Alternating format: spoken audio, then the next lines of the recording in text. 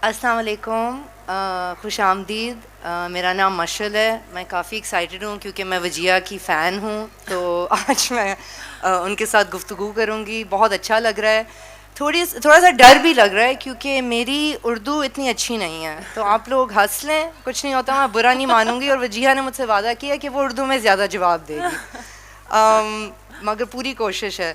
बहुत दिलचस्प टॉपिक भी है, तो काफ़ी हम दोनों बहुत एक्साइटेड हैं। पहले मैं वजीहा की बायो पढ़ लूँ।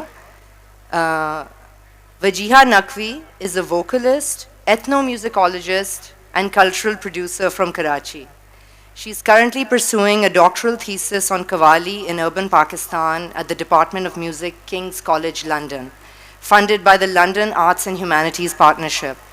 Her writing has previously appeared in publications including Scroll India, Himal South Asian, Dawn, and Dastavezi. As a singer, she has received Hindustani vocal training under Ustad Nasiruddin Sami and Rauf Sami of the Qawwal Bache Delhi Gharana, and was featured in Coke Studio, Pakistan. She is currently awaiting the release of an upcoming album with her band Cosmic Gulabo. As part of the WOW Gender Creative Grant, Wajiha worked closely with Noreen Afzal, a female Qawwal from Gujranwala, to record and produce Noreen's first live Qawwali album. The first track released on January 16, 2026, and it's this track that we listen to after our conversation. So I really hope you enjoy it. मैं एक चीज़ बता दूं, actually I am not a musician, तो पहले मुझे बहुत डर लग रहा था कि मैं ये सवाल पूछूंगी, मैं इंटरव्यू लूँगी, मुझे ऑब्वियसली थोड़ी झिझक हो रही थी। मगर क्योंकि मैं थोड़ा सा हाथों का काम करती हूँ, खाड़ी का काम करती हूँ, I am a hand weaver and a hand spinner, and I am also a therapist who works with the body, तो सोमैटिक हीलिंग एट्सेट्रा। तो मुझे लग रहा था कि मुझे थोड़ा सा अंदाज़ा है, maybe a little bit of what it's like to study from an ustad और to study as an apprentice, वो उस्ताद शागिर्द की बात। But about Qawwali, I don't know a lot. I'm somebody who loves it. I'm somebody who दिल से responds to it. Emotional एक connection है, हमेशा कोई emotional effect आता है. But I'm not somebody who always understands the language या उसकी poetry, सब अल्फाज मुझे नहीं समझ आते, मगर फिर भी उसका एक effect होता है. And I was very interested कि मैं आके सवाल पूछूं as an ignorant person, कोई इंसान जिसको आता नहीं है, जिसको पता नहीं है. To see what this conversation would be like. हम थोड़ी देर के लिए बात करेंगे और फिर उसके बाद हम नौरीन की वीडियो प्ले करेंगे जो 15 मिनट की है, और फिर अगर थोड़ा वक्त होएगा तो हम आपको इनवाइट करते हैं, अगर आपके कोई सवाल हैं, कोई कमेंट्स हैं, तो प्लीज़ आप दे दें, हमें बहुत अच्छा लगेगा if there is time. Okay, Wajiha, सलाम। Assalamu alaikum. Assalamu alaikum to everyone, and thank you all for being here today. It's so nice to be here Yeah. with you. I just wanted to start with आपका इसमें कैसे शुरू हुआ? How did you find yourself on this journey? How did you come to Eastern classical music? How did you come to Qawwali? आप इधर कैसे आए? पहले तो मैं सबका शुक्रिया करूंगी कि वाव फेस्टिवल वालों का कि उन्होंने मुझे मौका दिया। आज जो एक कव्वाली का प्रोजेक्ट है, जो फीमेल कव्वाल मुझे अपने काम की वजह से मिली, उनकी आज हम म्यूज़िक वीडियो भी दिखाएंगे। तो thank you for supporting this female voice in this rather male dominated genre. मेरा जो सफ़र शुरू हुआ कव्वाली की हद तक तो काफ़ी बाद में हुआ है, उससे कि मेरा सुर से एक हमेशा बचपन से एक लगाव रहा है। और जैसे कि आपने बात की कि आई थिंक ये एक फंडामेंटली एक चीज़ है जो हम सब के अंदर एक है कि कोई भी अच्छा सुर लगता है या कोई मौसीकी जो प्ले करती है तो आपको काफ़ी डीपली मूव करती है, अफेक्ट करती है। अभी हम सुन रहे थे कि पीछे अभी हज़रत लाल शहबाज कलंदर का एक गाना जो है नताशा की आवाज़ में चल रहा था, और यहाँ पे एक खातून थी, वो अपना हाथ जो है घुमा रही थी और उसको बड़ा एंजॉय कर रही थी। तो मौसीकी से यही होता है कि हम बहुत महजूज़ होते हैं। और मुझे आई थिंक बचपन से ख़ुद भी उससे शौक़ था कि मैं अपनी भी एक जुस्तजू करूँ, उसमें आवाज़ निकालूँ। अपनी आवाज़ पे मेहनत करूं, तो वो एक हमेशा से सफ़र रहा। मगर आई थिंक बिकॉज़ हमारे माशरे में ख़वातीन का इस शोबे में होना इतना अच्छा नहीं समझा जाता, तो शायद मैंने उसको हमेशा से दूर से अप्रिशिएट ज़्यादा किया। और काफ़ी हद तक इसी तरह करती रही, और अभी भी काफ़ी हद तक, क्योंकि मैं अपनी पीएचडी इस फील्ड में कर रही हूँ, तो एक रिसर्च की साइड पे चली गई। मगर मेरा जो क़व्वाली के साथ इंट्रोडक्शन हुआ वो मेरे उस्ताद जो हैं, जो मुझे मिले क्योंकि मैं इस सुर के सफ़र को समझना चाहती थी, ज़्यादा गहराई में जाना चाहती थी। तो मेरे जो उस्ताद हैं, उस्ताद नसीरुद्दीन सामी साहब और उनके बेटे रऊफ़ सामी, तो वो दोनों कव्वाल हैं। कव्वाल बच्चे घराने से, बहुत ही एक मारूफ हमारा पाकिस्तान का एक मौसीकी का घराना है। तो जब मैंने उनके साथ अपनी हिंदुस्तानी क्लासिकी मौसीकी पे सीखने शुरू किया, तो तब मुझे एक एहसास हुआ कि वाकई मतलब ये हमारा ट्रेडिशन कितना वसी है और कितना इसका गहरा ताल्लुक़ हमारी सक़ाफ़त से नहीं, हमारे मज़हब से है, हमारी तारीख़ से है, हमारी पहचान से है। और मैं तो मतलब बड़ी हुई हूँ, आप समझें, एक काफ़ी एक बर्गर माहौल में, English speaking background, went to you know English medium schools. Urdu वहाँ पे वैसे ही हमें एक सेकेंडरी लैंग्वेज के तौर पे सिखाई जाती है। तो गाने भी ज़्यादातर आप समझें कि हमने वेस्टर्न गाने मैंने ज़्यादा सुने। ये नहीं कि ज़ाहिर है वो तो हम सुनते हैं, सारे फिल्मी गीत होते हैं, गज़लें, ये घर में शौक़ होता है, बट ऐसा मेरे घर का इस तरह का माहौल नहीं था कि वो बहुत ही कोई म्यूज़िकली इंक्लाइंड थे या लिटरेरी काइंड ऑफ उनका वो था। तो जब मेरी उस्ताद के साथ एक, उनको भी ढूंढने का एक बहुत लंबा सफ़र था, बट फाइनली जब मिले और वो क़व्वाल थे, और हमारी मौसीकी को जनरली बुरी, एक जैसे मैंने कहा, एक नज़र से देखा गया है। एक मज़हब के तौर पे भी काफ़ी टैबूज़ रहते हैं हमारी सोसाइटी में कि ये हराम है या ये इसकी परमिशन नहीं है। तो वो सारी चीज़ें मेरे दिमाग में, और फिर ग्रोइंग अप इन पाकिस्तान, मौसीकी के बारे में कि ये हमारे मज़हब की चीज़ नहीं है, ये हिंदुओं के मज़हब की चीज़ है। या डांस भी आप इसको हमेशा एक इंडियन या हिंदू काइंड ऑफ चीज़ से एसोसिएट, काइंड ऑफ ये एक मैं जनरलाइज करके कह रही हूँ, बट ये एक ओवरऑल एक तासुर रहा। तो जब मैं अपने उस्ताद से मिली तो मैंने उसका बिल्कुल एक ऑपोजिट पॉइंट ऑफ व्यू देखा। आपने क्या देखा? और What did you see? मतलब एक तो ये कि वो क़व्वाल हैं और वो पूरा उनकी जो एक म्यूज़िकल ट्रेडिशन है वो मौसीकी के थ्रू हमारे रिलीजन को सेलिब्रेट करती है।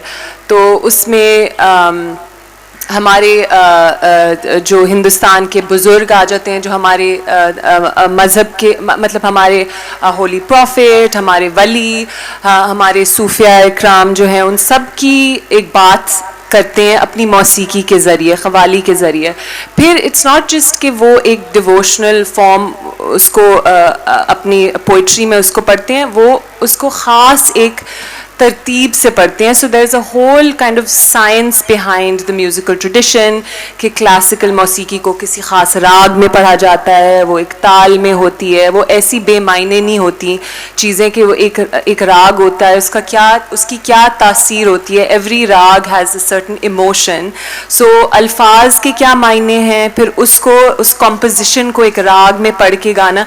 तो ये सारी चीज़ें ज़ाहिर है जब मैं सीखती चली गई, फिर मेरे उस्ताद जो हैं वो इस तरह की चीज़ें गा रहे थे, जैसे कि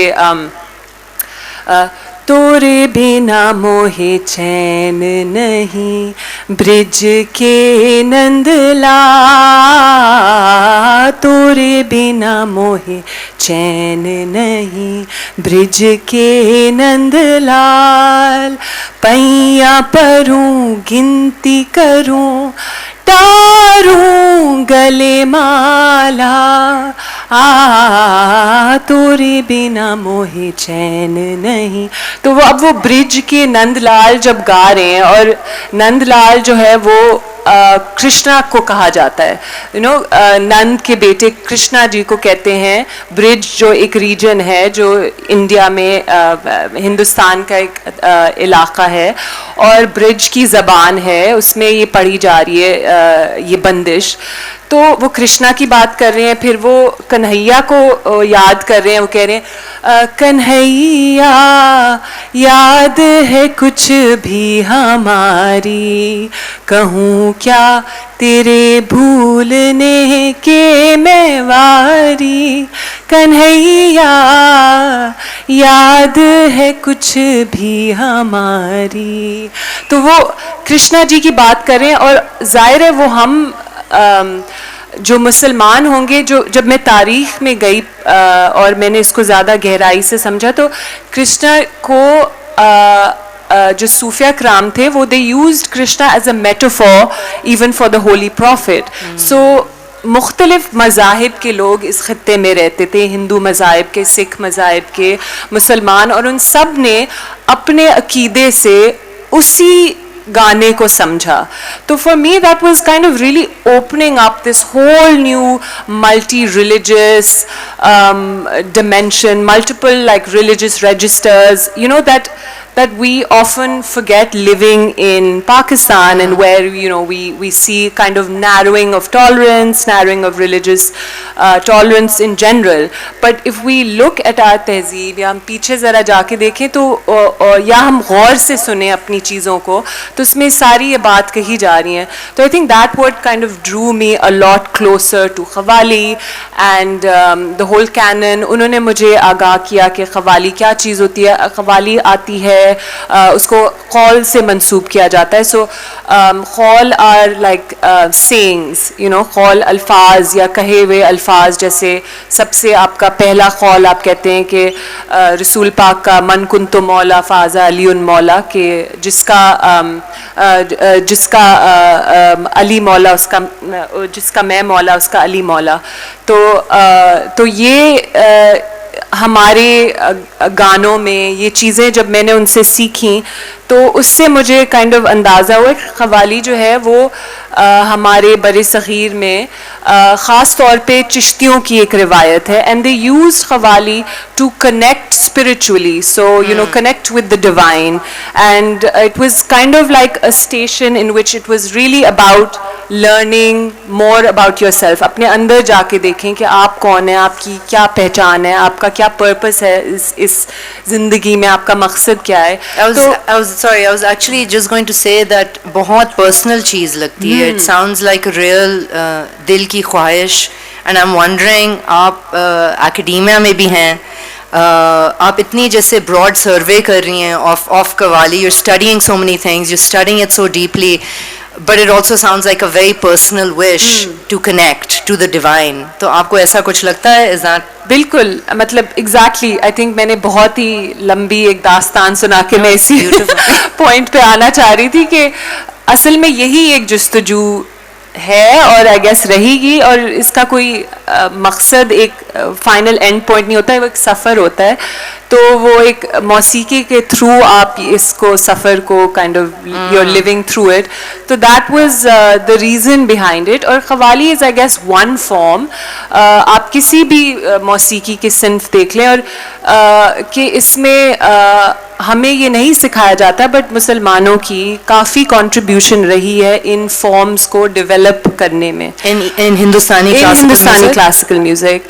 आप क़व्वाली को देखें, आप ख्याल की गायकी को देखें, आप ध्रुपद को देखें, ये सारी सिन्फ जो हैं जो क्लासिकी हमारी मौसीकी है, तो ये सारे मुसलमानों के दौर में ये चीज़ें जो हैं और रिफ़ाइन होती चली गई। एंड इन टुडेज़ टाइम जो हम जिसे कहते हैं ख्याल, जो क्लासिकल फॉर्म है, ध्रुपद, क़व्वाली, ये सारी 18th 19th century 16th century onwards जो हैं, ये जो हम सुनते हैं, ये इनका बहुत ज़्यादा एक मुसलमानों का रोल रहा है, जो कि अनफॉर्चुनेटली हमारी आजकल के दौर में हम उससे काफ़ी महरूम रह गए हैं। हमारी there are multiple reasons for it,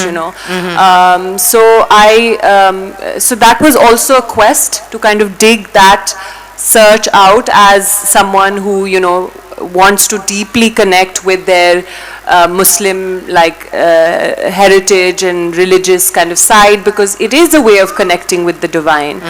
So Vijaya, can I ask you, what about this project? Why is it special to you? And really, what was it like? How did you meet Noreen? How did this come about? तो या that's so basically वापस से अगर हम इस चीज़ पे आए, जो हमारा आज आपको एक वीडियो दिखाई जाएगी नौरीन जो कव्वाली करेंगी, अनफॉर्चुनेटली वो हमारे साथ इस फेस्टिवल में उनका आना था, बट उनकी कुछ डेट्स क्लैश कर रही थी तो वो आ नहीं सकी. मगर जो तो अब एंथ्रोपोलॉजिस्ट, जिस तरह I am an anthropologist looking at this tradition, अब मैं एक खुद एक फीमेल हूँ, और जब हम कव्वाली की बहुत ही ट्रेडिशनल, आप एक कहें कि महफ़िलों में जाएं, वो समा की उनको महफ़िलें कहते हैं, तो उसमें ज़ाहिर है वो अभी तक, और उनका एक मकसद होता है कि आप अदब को मेंटेन करें. So there often segregated, women sit on a certain side, men sit on one side, और वहाँ पे यूजुअली आदमियों के सेक्शन में कव्वाल वहाँ पढ़ते हैं. तो ज़ाहिर है जब आप एक ख़वातीन होने के नाते मेरा ख़ुद भी एक पर्सपेक्टिव उसको शेप करता है. तो उस तरह से जब मैं इस पर्दे के उस तरफ बैठ के सुनती थी, तो फिर मैं काफ़ी दफ़ा सोचती थी और फिर सवाल भी करती थी लोगों से कि अच्छा वैसे ख़वातीन क्यों नहीं है इसमें, और क्या वो पढ़ सकती हैं और उनको इजाज़त है. तो इसमें उस वक्त आप एक खातून को सुन रही थी या नहीं? तो ज़्यादातर तो अगेन अगर हम कव्वाली की बात करें तो historically Qawwali is something that has sung by the call is a property of the Qawwals. So historically वो है ही चीज़, एक सिम्फ जो है वो क़व्वालों ने पढ़ी है, और क़व्वाल ज़्यादातर मर्द ही रहे हैं क्योंकि वो एक दरगाह से, एक श्राइन से रिलेटेड चीज़ है, और ये ख़ानदानी एक चीज़ है. तो it's passed on from father to son, and that's how the tradition has been. So historically there hasn't really been a female qawwal, like even if अगर आप तारीख़ को देखें. However मैं ये भी कहूँगी कि क्योंकि तारीख़ सिर्फ मर्दों ने लिखी है, आदमियों ने लिखी है, तो हमें काफ़ी चीज़ें नहीं भी पता.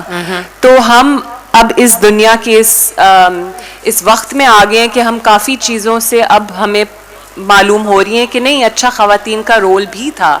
फॉर एग्ज़ाम्पल हम मुग़लाई दौर की देखें तो there the women who written biographies, written poetry, composed poetry, but we don't hear about them because usually it's the men who are writing history itself.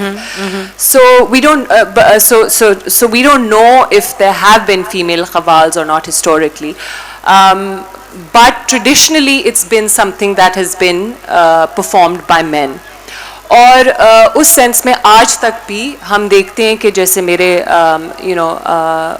उस्ताद जो हैं उनका घराना, आप नुसरत फ़तेह अली ख़ान साहब को देखें, उनका घराना भी एक ख़ास एक उनका ख़ानदानी एक ये है ताल्लुक़, और यूजुअली इनका एक खानका से होता है. तो क़व्वाल की पूरी ट्रेनिंग होती है. एक तो आपकी इल्म मौसीकी की ट्रेनिंग होती है जो कि इनके विरसे में उन्होंने वो उस पे उनको अबूर हासिल है. फिर उनकी एक ट्रेनिंग होती है कि रिलीजियस ट्रेनिंग जो तो हदीस, फ़िक़्ह, कुरान शरीफ, ये सारी ट्रेनिंग एक क़व्वाल को ज़रूरी होती है उनको हासिल करना. फिर शायरी में उनके ऊपर उनके, तो it's like traditionally the qawwal is not something to be taken very lightly. I will also say that it carries like many years of training. So that's probably a reason why you also don't see females. It's not just कि ख़वातीन को सिर्फ मना किया गया, but also कि ये एक इतनी आसान चीज़ नहीं है निभाना.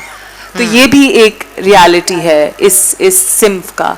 What do you mean to say that? Because I'm thinking about Noreen Afzal, and I'm wondering, somebody who is in a mashra who it's not regular for her to enter this kind of training. It's not regular for her to enter this kind of a lifestyle.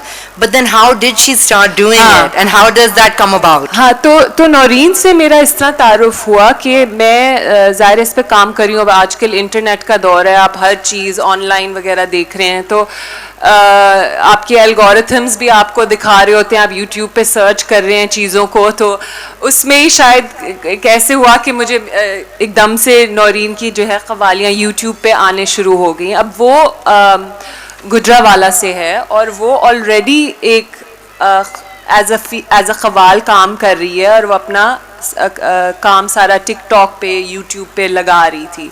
तो मुझे बस I didn't know, तो I discovered her through my research process on YouTube, you'd से, you know. And जब मैंने उसको देखा, जब मैंने उसको सुना, और आप भी शायद ये महसूस करेंगे कि मुझे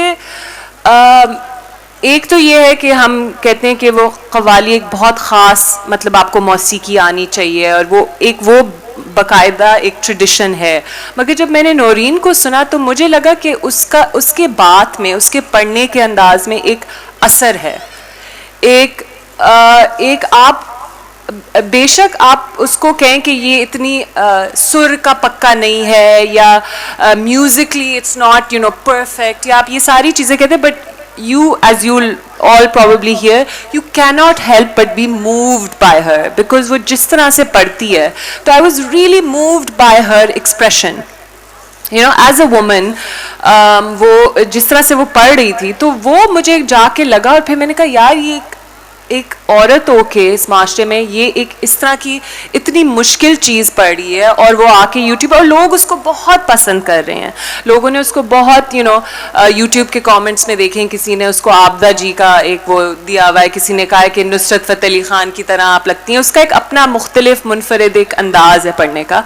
तो I was really moved by. फिर मैंने कहा यार इस पर मुझे काम करना है, इसको मुझे ज़रा सा और समझना है, क्योंकि एंथ्रोपोलॉजी यही होता है कि आप जाके फ़ी ज़माना जो एक लिव्ड जो एक्सपीरियंसेस हैं वो क्या हो रहे हैं, लोग इसमें जो पार्टिसिपेट कर रहे हैं वो क्या किस तरह से इसको लेके चल रहे हैं। तो मैंने कहा कि इससे जाके मैं बात करती हूँ, और इससे तो मैं उससे जाके मिली गुजरांवाला से, तो पता चला कि उसका ख़ानदान, उनका ताल्लुक़ है यू नो खानका से है, उनका पूरा एक ट्रेडिशन है, उसके ताया सूफियाना शायरी करते हैं, उसके वो बचपन से नात और मरसी मनक़बत ये चीज़ें पढ़ती आई है, और उसने इस तरह से अपने यू नो पीरो मुर्शिद के यहाँ क़वाली का वो शुरू किया सिलसिला, और उसका वो एक लिंक उस माहौल से था, और तो इसीलिए उसके अंदर नेचुरली वो चीज़ एक आ गई कि she wanted to pursue this, और उसको फैमिली ने इनकरेज किया,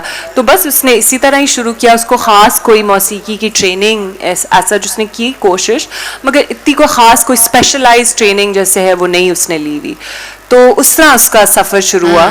तो ये भी एक आप कहेंगे कि you know that this is a new perspective, and I thought it was very interesting, and I wanted to learn about it more. और आपने इसके ऊपर एक डॉक्यूमेंट्री बनाई है। आप अभी एंथ्रोपोलॉजी की बात कर रही थी। एंथ्रोपोलॉजी में एक आइडिया होता है पोजिशनैलिटी का, कि जो हम हैं, जो देख रहा है, जो स्टडी कर रहा है, उसके भी आइडियाज़ हैं, उसकी भी कोई क्लास है, उसका भी जेंडर है। आप एक औरत हो, आप इस मौजू पे ये लिख रही हो, स्टडी कर रही हो, रिसर्च कर रही हो, नौरीन एक औरत हैं, तो आप इसके बारे में कुछ बता सकती हैं? ये कैसा था एक्सपीरियंस आपकी पोजिशनैलिटी के हवाले से? तो बिल्कुल मतलब आसान मैं कहूँगी कि ये प्रोजेक्ट इस तरह से नहीं था, क्योंकि मैंने कहा कि जब मैंने नौरीन को देखा उनकी सोशल मीडिया, तो हमने काफ़ी उसकी फैमिली से बात हुई, और अच्छे यू नो हमारा उनका भी यही वो भी चाहती थी कि वो इसमें आगे बढ़े, मगर उसने कहा कि वसाइल नहीं हैं, रिसोर्सेज नहीं हैं, मैं किस तरह इसको आगे लेके चलूँ। एक तो लोग इसको इतना ओपनली इस तरह एक्सेप्ट नहीं करते, मगर उसके अलावा you know she comes from a humble background. ज़ाहिर है आपको एक अच्छा एक प्रोडक्ट म्यूज़िकली आपको एक ट्रैक करना है, आपको स्टूडियो के पैसे लगाने हैं, आपको एक अच्छा पूरा एक सेटअप उसके लिए चाहिए। तो इसीलिए मैंने वाओ को फिर एक ग्रांट उसके लिए की कि उसकी एक कव्वाली की एल्बम हम लॉन्च करते हैं। तो यही हमने ग्रांट में हमारा यही मकसद था, और आज जो आप वीडियो देखेंगे तो वो उसकी एक शुरुआत है।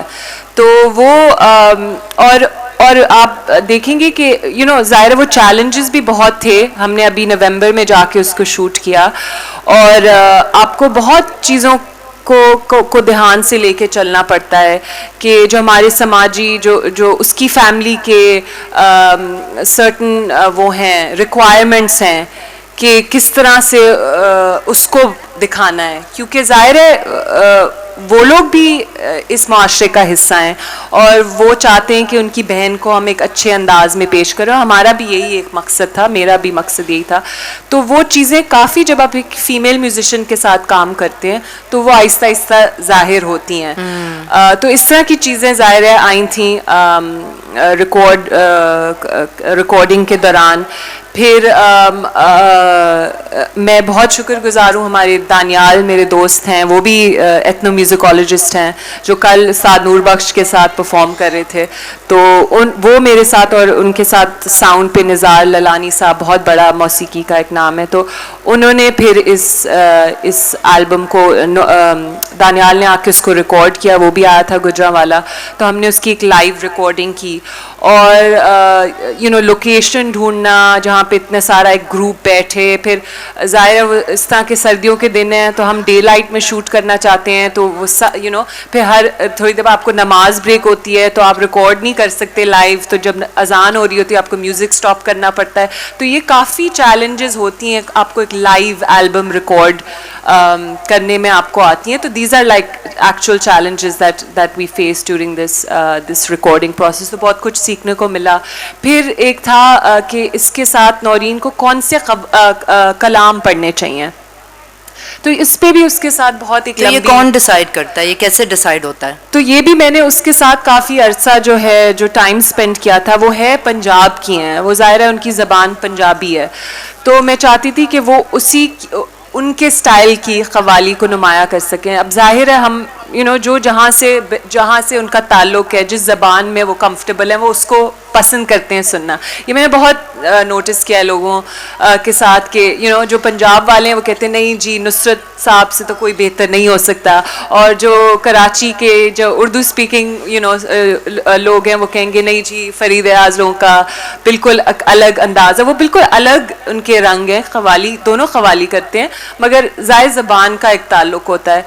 तो नौरीन पंजाबी बोलती हैं, वैसे भी आम ज़िंदगी में वो पंजाबी बोलती हैं, तो हमने सोचा कि हम पंजाबी कलामों पे ज़्यादा फोकस करें और उनके ताया के कलाम जो लिखे हुए हैं और उनकी अपनी कॉम्पोजिशन। सो इस एल्बम में मेरी कोशिश थी कि जो उनका एक स्टाइल है, उनका एक अंदाज़ है, जो उनका अपना एक तरीका है कलाम को पेश करने का, वो हम आगे लेकर आएँ।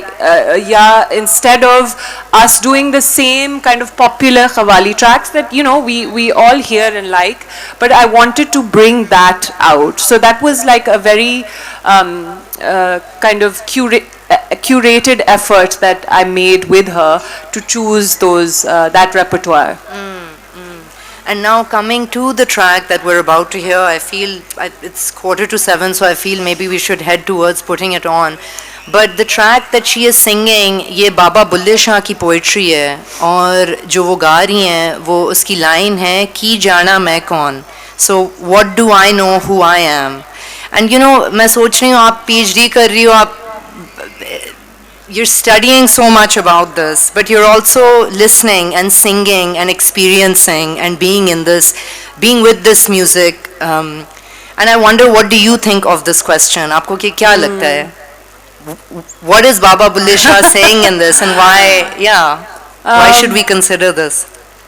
जी बाबा बुल्ले शाह को आप आई थिंक हमने ये कलाम मतलब आप उनको सुनते हैं तो I think that's the core of this existence. I mean, he makes you think कि आप जो जानते हैं वो भी आप उस पे सोचने पे मजबूर हो जाते हैं कि वाकई मैं कुछ नहीं जानता।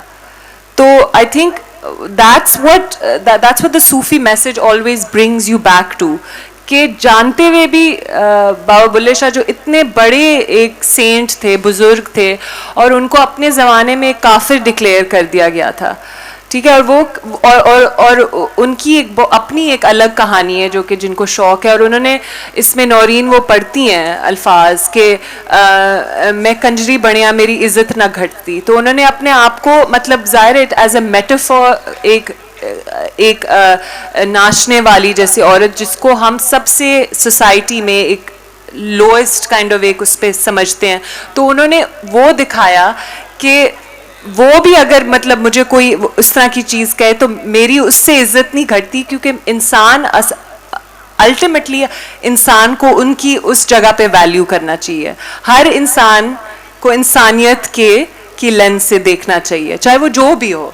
तो आई थिंक बाबा बुल्ले शाह का ये कलाम उसको और ज़्यादा उजागर करता है, और वो ये भी उसमें हमें एक मैसेज दे रहे हैं कि ना मैं मोमिन विच मसीता, ना मैं विच कुफर दिया रीता, ना मैं मूसा ना फिरौन, बुल्ला की जाना मैं कौन। तो मतलब वो बार बार उसको रिपीट कर रहे हैं कि हमने अपने आप को इतनी एक नैरो कैटेगरीज में कि तुम ये हो और तुम इंसान, तुम औरत हो, तुम मर्द हो, तुम मुसलमान हो, तुम हिंदू हो, तुम जो भी हो, आपने अपने आप को इतना उसमें महदूद कर दिया है। बट आप उससे बाहर निकलें, क्योंकि हम खुद हमें नहीं पता कि हम हैं कौन, और हमारी जस्तजू यही होनी चाहिए। तो I think that's what the message is, and that's what we hope to spread through Noreen. And yeah, that's what the journey has been about. Thank you much. Thank you. That's such a beautiful note to listen to the track, and then if we have time, if anybody has anything they'd like to I'm happy say. to talk to people if they have questions. I'll be around. But बहुत शुक्रिया आपके सुनने का, और अब हम उसको आपका बहुत शुक्रिया मशल, थैंक यू। आई होप आप लोग ज़्यादा बोर नहीं हो होंगे सेशन से, बट अब हम वो उस वीडियो को प्ले करेंगे। तो बहुत जी हाँ, आपका बहुत बहुत शुक्रिया, बहुत मज़ा आया सुन के, रियली थैंक यू।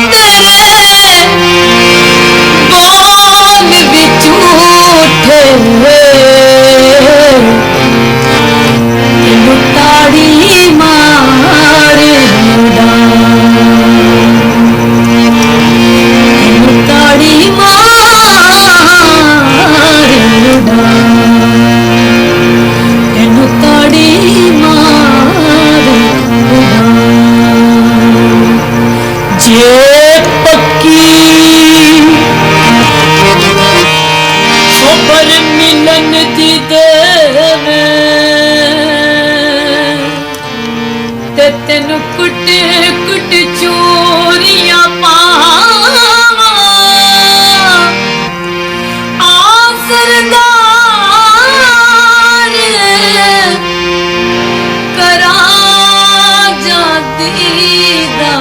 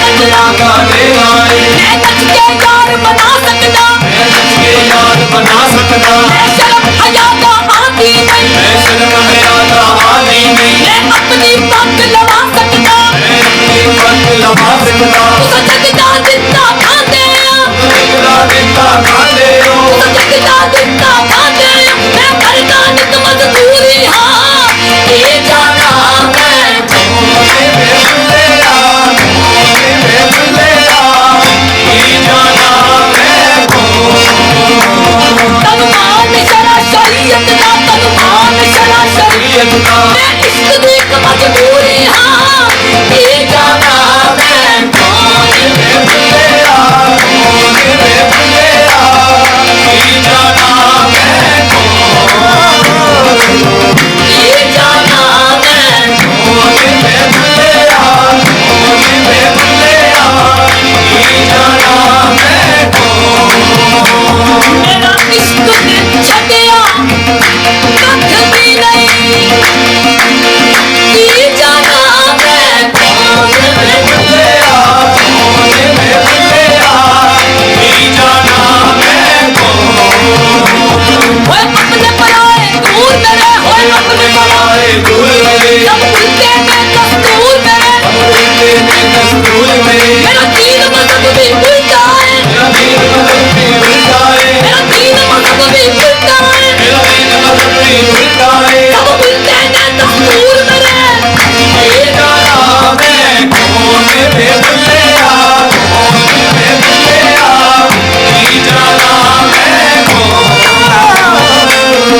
ये जाना मैं कौन वे भुल्लिया कौन वे भुल्लिया ये जाना मैं कौन भुल्ले शाह असा मरना नहीं भुल्ले शाह असा मरना नहीं भुल्ले शाह असा भुल्ले शाह असा भुल्ले शाह असा मरना नहीं भुल्ले शाह असा मरना नहीं भुल्ले शाह असा मरना नहीं भुल्ले शाह असा मरना नहीं भुल्ले शाह असा मरना नहीं भुल्ले शाह असा मरना नहीं गौर पिया कोई होर बदले रहा गौर पिया कोई होर बदले रहा ये जाना मैं कौन बदले रहा